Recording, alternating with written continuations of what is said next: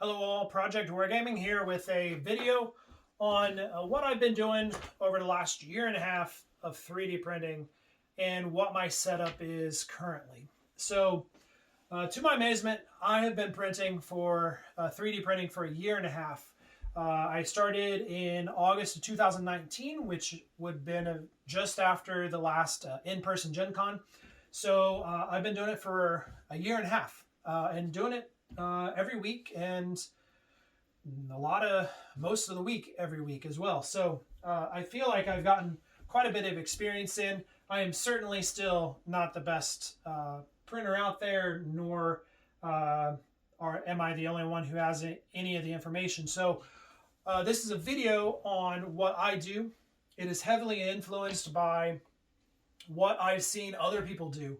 I really want to encourage you to look at YouTube. There's a plethora of great videos out there, especially guys who are doing like cosplay or guys who are doing like the D&D miniatures. Their printing has a lot to do with the stuff that we do as wargamers. And so they're great videos to watch and kind of process. And so to give you a great idea of what to do for your own space. This is what I have for my space.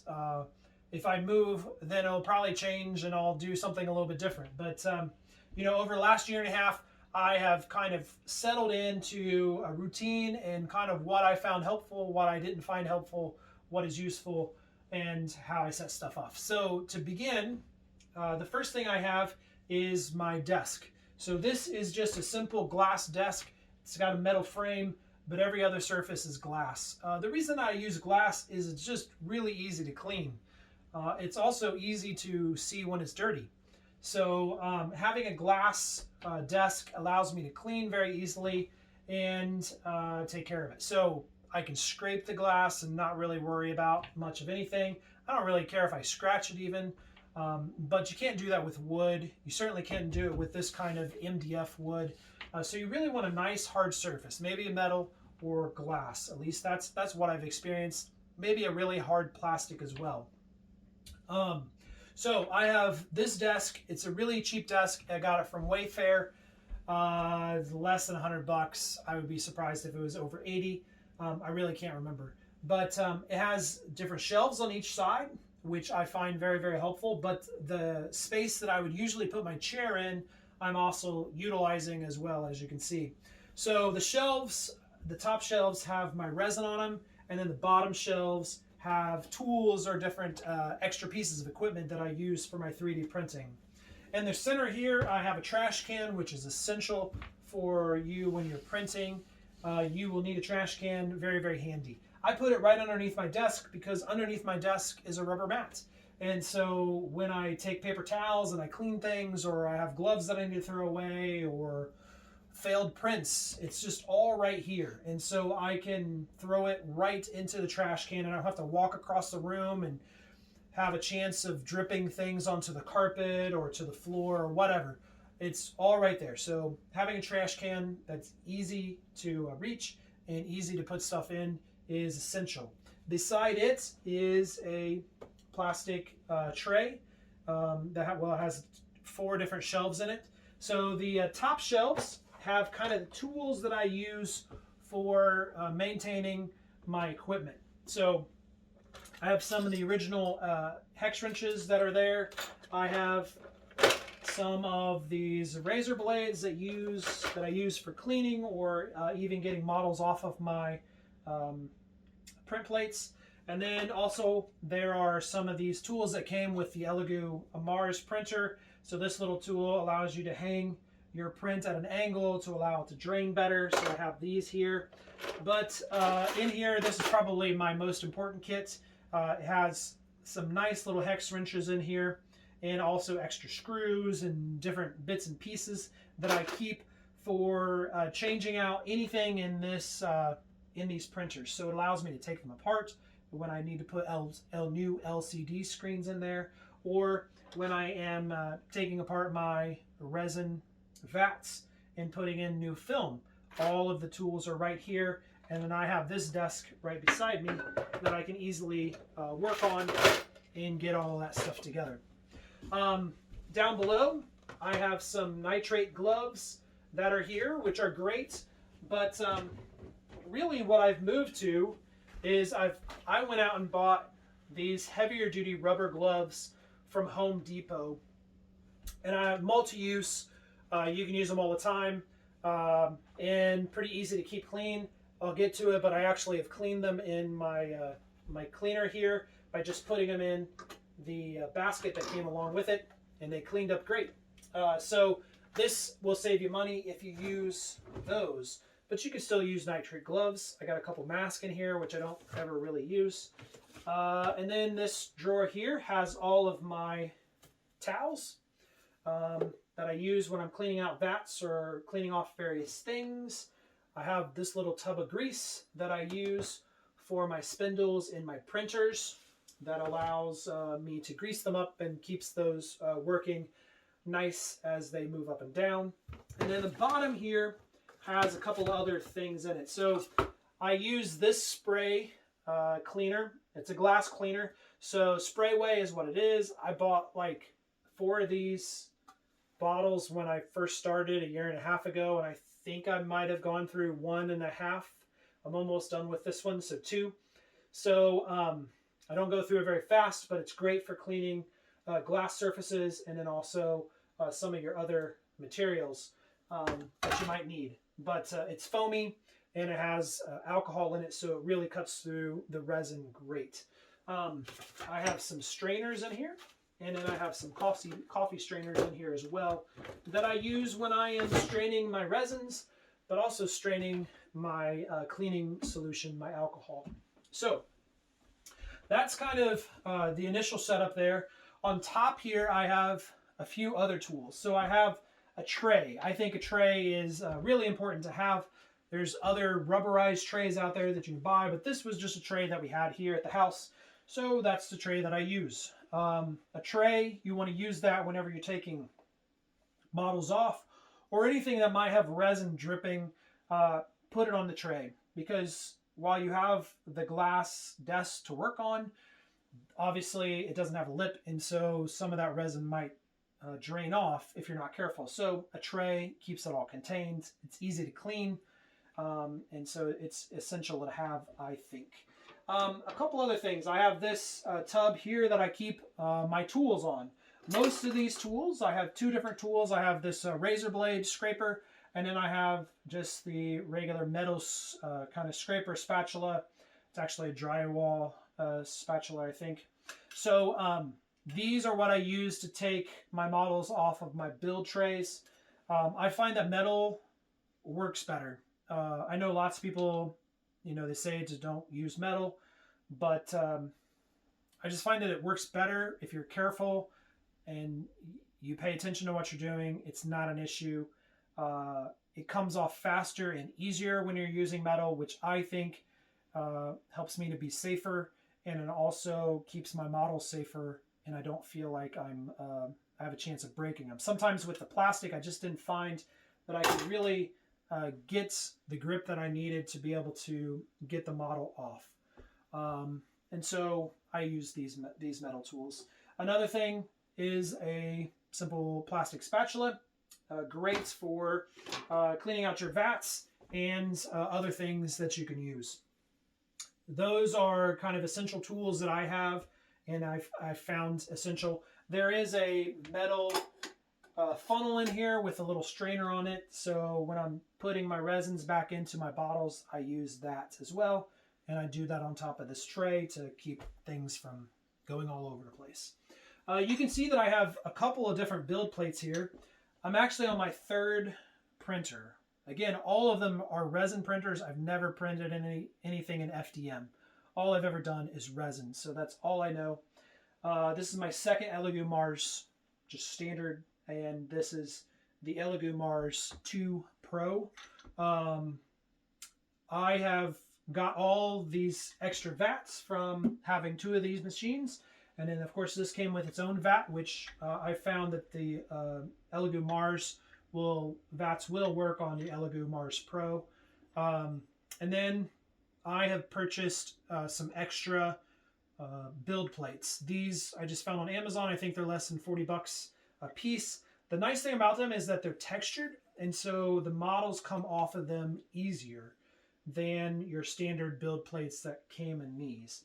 Now, with the Mars 2 Pro, it actually came with a build plate that's a little bit bigger, and it had this surface on there as well. So it's nice. It's I really like those upgrades on my build plates.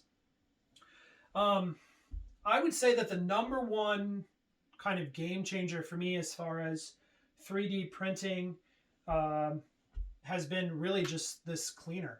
I know that sounds strange.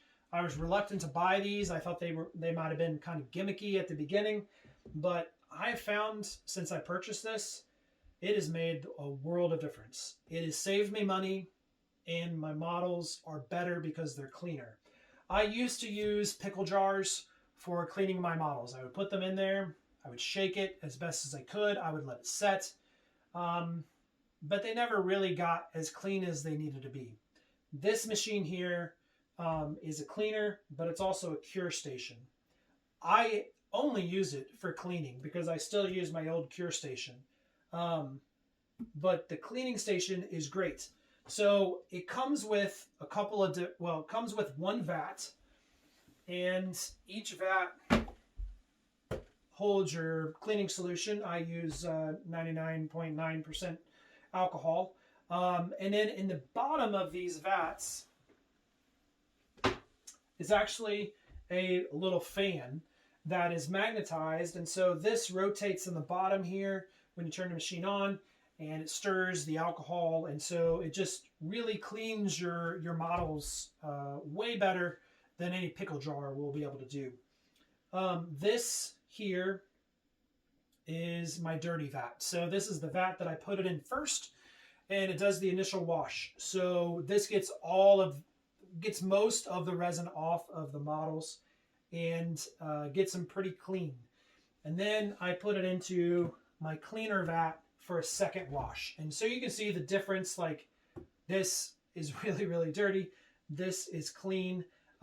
These have been used the same number of times. So obviously this one, even though it's filthy and it has tons and tons of resin in it, it's still cleaning off the resin and still working. If you let this set for a week, all of this resin will settle, and then you can actually come back in and strain off the top part of the alcohol. It's going to be tinted, but it's going to still be clean and be able to be reused for your cleaning. So that's why it also saves you money, because if you've ever looked at the price of rubbing alcohol, you know that it's pretty expensive. I think I buy 4 gallons for about $100. So this saves you a lot. So this is 3,000 milliliters. That one's 3,500 milliliters. This is the one that actually comes with the mercury. And this one is actually an extra one that Amazon had for the anaphobic and cubic, or I don't know what it is. They're cleaner, but it works the same. So that's what I do. I might actually buy another one of these tubs so that I can have one really dirty vat that I set aside and let it settle, and then just kind of get into a better rotation of it. But that's what I do. So when it's time to change this out or add more to it, I just take it from this vat, and then it really helps me save a lot on the alcohol. The other thing it helps me save on is I'm not using nearly as many paper towels, and I'm not using gloves nearly as much. So like I said, I went to just the heavier duty gloves, and that allowed me to just reuse those gloves. A lot of times you can even wash these. And in this, you can kind of just let the ends stick out, and then put the bottom part in, the fingers in the alcohol, and it still cleans it up. So I just find that this piece of machinery has saved me a ton of work and a ton of time and a ton of money. And it's also improved my prints, because my prints are so much cleaner, so that when I go to cure my prints, they cure better because they're nice and clean. So there's not like little extra residue of resin sitting around that gets cured also that I didn't want to in the nooks and crannies of the different prints. So I highly recommend this piece of machinery to get to improve your prints. So, as I said, I don't really ever use this for curing. Most of the models that I'm printing are smaller. This is, I think, really built with big models in mind. The smaller stuff really goes down small. I don't think it really cures underneath the model great. And so I still use kind of my old curing station. However, I've heavily modified it since I started. Block of wood, and that screws into my LED UV light. And then inside here and on the roof, I have aluminum foil. And then also I have a false bottom in here that is made of plexiglass. It sits up off the bottom. And so the aluminum foil allows the UV light to really kind of move all the way around the model much better. And I think it gives me a good even cure all the way around. And since it's in there and it's got the aluminum foil and it's got the UV light, it helps kind of warm it up. And I don't find that I need to keep my UV cure on very long, because you can over cure your models and really start to cause them to warp. So I still use this because I print off a lot of stuff at a time, and sometimes I don't want to just cure and then come back and cure and come back. I like to get kind of a big mess of models, put them in there, cure them all at the same time so I can keep track of them better. So that's what I've settled on as far as my curing station. You know, another kind of thing that I do is I mix my resins, and that's made a huge difference in my models as well, particularly my small little figures. So allowing me to mix my resins allows me to mix in and makes them more flexible. So I use these graduated cylinders here, and it allows me to get a precise measurement of how much percentage of the different resins I'm using. I use two different resins. I use primarily Tenacious, Ceratec Tenacious, mixed with standard Elegoo ABS resin. So the ABS is pretty good and pretty hard. The Tenacious is more rubbery. And so when you mix those together, the greater percentage of Tenacious, the more flex your ABS starts to have. You do need to mix them well. You do need to keep them stirred.